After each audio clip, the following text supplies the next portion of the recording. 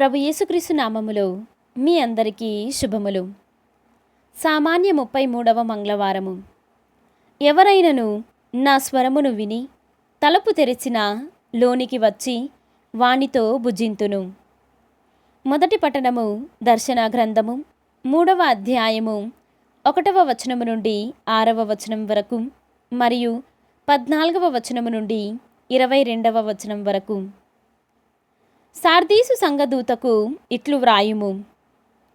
దేవుని సప్త ఆత్మలను సప్త తారకులను కలవాని సందేశమిది.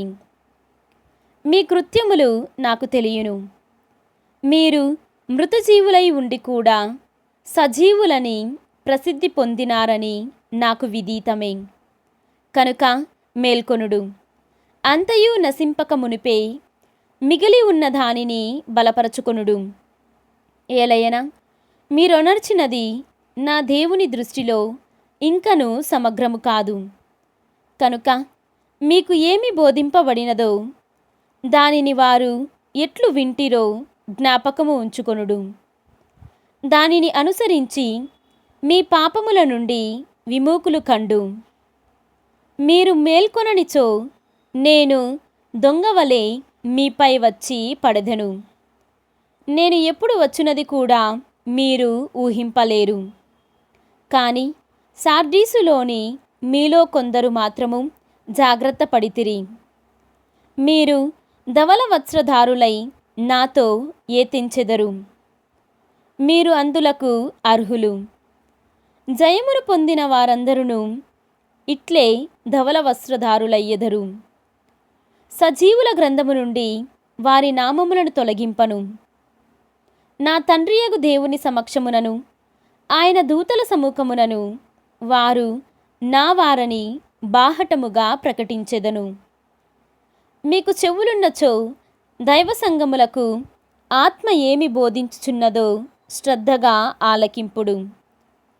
సృష్టికి ఆదియును అయిన ఆమెన్ అనువాని సందేశమిది.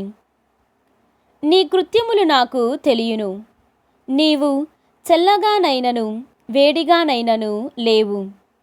నీవు ఆ రెండిటిలో ఏదియో ఒకటైనా ఎంతయో బాగుండేడిది.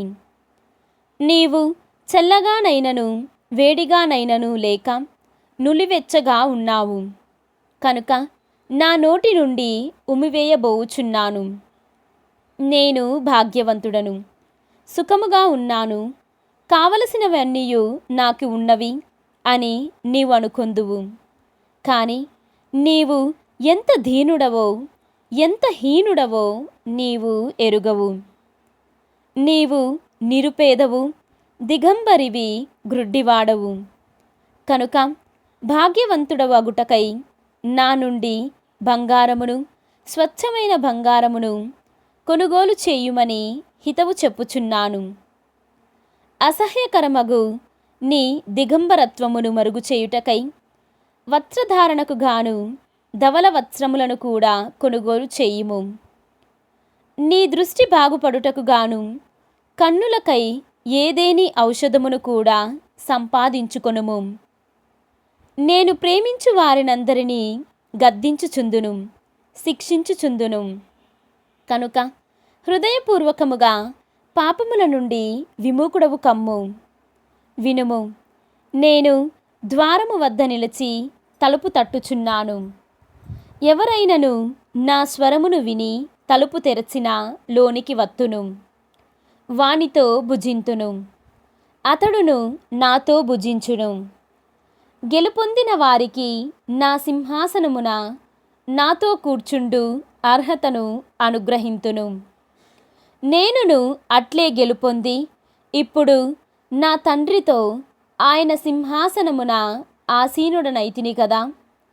మీకు చెవులున్నచో దైవ సంగములకు ఆత్మ ఏమి బోధించుచున్నదో శ్రద్ధగా ఆలకింపుడు. ఇది ప్రభువు వాక్కు. సర్వేశ్వరునికి వందనములు. భక్తి కీర్తన. గెలుపొందిన వారికి నా సింహాసనమున నాతో కూర్చుండు అర్హతను కలిగింతును. ఈనాటి సువిశేషము పునీత లూకా గారు వ్రాసిన సువిశేషము 19వ అధ్యాయము 1వ వచనము నుండి 10వ వచనము వరకు. యేసు యెరికో వీధులలో వెళ్ళుచుండెను. అక్కడ సుంకరులలో ప్రముఖుడు జక్కయ్య అను పేరుగల ధనికుడు ఒకడు ఉండెను.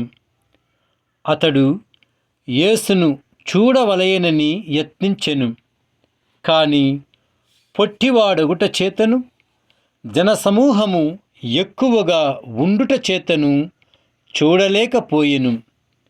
కనుక అతడు ముందుకు పరిగెత్తి ఆ దారిన పోవనున్న యేసును చూచుటకై ఒక మేడి చెట్టును ఎక్కెను. యేసు అచ్చటికి వచ్చినప్పుడు పైకి చూచి అతనితో, జక్కయ్య, త్వరగా దిగిరమ్ము. ఈ దినము నేను నీ ఇంటిలో ఉండతలచితిని అని చెప్పెను. అతడు వెంటనే దిగివచ్చి ఆనందముతో ఆయనకు స్వాగతము ఇచ్చెను. ఇది చూచిన వారందరూ ఈయన పాపి యొద్దకు అతిథిగా వెళ్ళెను అని సనుగు కొనసాగిరి. జక్కయ్య నిలవబడి యేసుతో, ప్రభు, నేను నా ఆస్తిలో సగము బీదలకు దానము చేయుదును. నేను ఎవనికైనను అన్యాయము చేసినచో 4 రెట్లు అతనికి ఇచ్చివేయుదును అని చెప్పెను. అందుకు యేసు, నేడు ఈ ఇంటికి రక్షణ వచ్చినది. ఏలయనా ఇతడును అబ్రహాము కుమారుడే.